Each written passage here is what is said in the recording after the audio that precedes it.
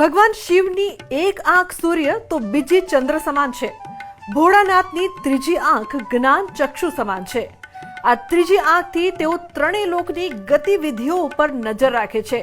ભગવાન શિવની ત્રીજી આંખ તેમની શક્તિનું કેન્દ્ર પણ છે, જે ખૂબ જ પ્રભાવશાળી પણ છે. માન્યતા એવી પણ છે કે ભગવાન શિવની ત્રીજી આંખ ખુલતા જ સંપૂર્ણ સૃષ્ટિ ભસ્મ થઈ જશે. શું છે ભોળાનાથની ત્રીજી આંખનું રહસ્ય? ચાલો જાણીએ. ભગવાન શિવજીની ત્રીજી આંખ દિવ્ય દ્રષ્ટિનું પ્રતીક છે. માન્યતા છે કે ભગવાન શિવજીની ત્રીજી આંખ તેમની દિવ્ય દ્રષ્ટિ છે. આ દિવ્ય દ્રષ્ટિથી કશું જ છુપાયેલું રહી શકે નહીં.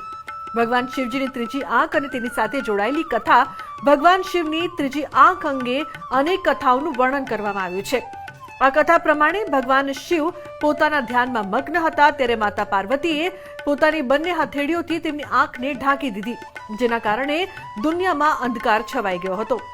ઉલ્લેખનીય છે કે એ સમયે મહાદેવજીએ પોતાની ત્રીજી આંખથી એટલો પ્રકાશ પ્રજ્વલિત કર્યો કે આખી ધરતી બળવા લાગી હતી. ત્યારે માતા પાર્વતીએ તરત પોતાની હથેળી હટાવી લીધી અને બધું જ સામાન્ય થઈ ગયું. આ કથા દ્વારા એવું જાણવા મળે છે કે ભગવાન શિવજીની એક આંખ સૂર્ય સમાન છે તો બીજી આંખ ચંદ્ર સમાન. બીજી કથા. એક અન્ય કથા પ્રમાણે એકવાર દક્ષ પ્રજાપતિએ ભવ્ય હવનનું આયોજન કર્યું અને તે હવનમાં ભગવાન શિવનું ખૂબ જ અપમાન થયું હતું, જે માતા સતી સહન કરી શક્યા નહીં અને તેમણે આત્મદાહ કરી લીધો. આ ઘટનાના કારણે ભોળાનાથ એટલા તૂટી ગયા કે વર્ષો સુધી તેમણે ઘોર તપસ્યા કરી હતી. ઉલ્લેખનીય છે કે સમય સાથે માતા સતીનો હિમાલયની પુત્રી તરીકે ફરી જન્મ થયો, પરંતુ ભગવાન શિવ પોતાના ધ્યાનમાં એટલા મગ્ન હતા કે તેમને કોઈ વાતનો અહેસાસ થયો નહીં. બધા દેવતા ઈચ્છતા હતા કે જલ્દી જ માતા પાર્વતીનું શિવજી સાથે મિલન થઈ જાય. દેવી દેવતાઓની બધી જ કોશિશ વિફલ સાબિત થતી હતી. પછી અંતે ભગવાન કામદેવને મદદ માટે બોલાવવામાં આવ્યા. કામદેવ વિવિધ રીતે ભગવાન શિવનું ધ્યાન તોડવાની કોશિશ કરી રહ્યા હતા, પરંતુ તેઓ અસફળ રહ્યા. તે પછી કામદેવે એક આંબાના ઝાડ પાછળથી ફૂલનું બાણ ચલાવ્યું, જે સીધું શિવજીના હૃદયમાં જઈને વાગ્યું અને તેમનું ધ્યાન ભંગ થઈ ગયું. ધ્યાન ભંગ થવાથી મહાકાળ એટલા ગુસ્સે થઈ ગયા કે તેમણે પોતાની ત્રીજી આંખથી કામદેવને ભસ્મ કરી દીધા. હવે દેવતાઓને આ વાતની સંતુષ્ટિ હતી કે ભોળાનાથનું ધ્યાન પૂર્ણ થઈ ગયું છે, પરંતુ એક વાતનું દુઃખ પણ હતું કે કામદેવને પોતાના જીવનનું બલિદાન આપવું પડ્યું. જ્યારે કામદેવની પત્નીએ શિવજીને પ્રાર્થના કરી કે તેમના પતિને ફરી જીવિત કરી દે, ત્યારે શિવજીએ દ્વાપર યુગમાં કામદેવ ભગવાન કૃષ્ણના પુત્ર તરીકે જન્મ લેશે તેવું જણાવ્યું.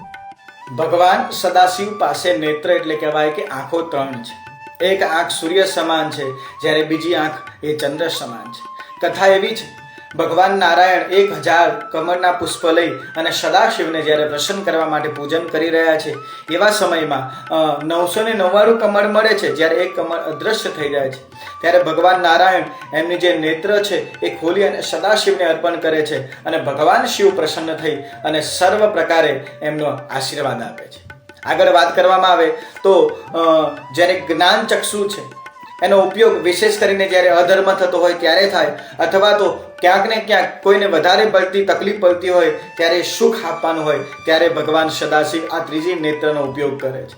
વિશેષ કરીને વાત કરવામાં આવે તો આપણે ધ્યાન, યોગ અને સમાધિ જ્યારે ડિસિપ્લિનની સાથે કાર્ય કરીએ તો અવશ્ય આપણી પણ જે ઉર્જા શક્તિ છે આપણામાં પણ ક્યાંક ને ક્યાંક સદાશિવની કૃપાથી આપણું પણ ત્રીજું નેત્ર એટલે કહેવાય છે કે જ્ઞાન ચક્ષુ ક્યાંક ને ક્યાંક ઉદ્ઘાટ્ય થાય છે.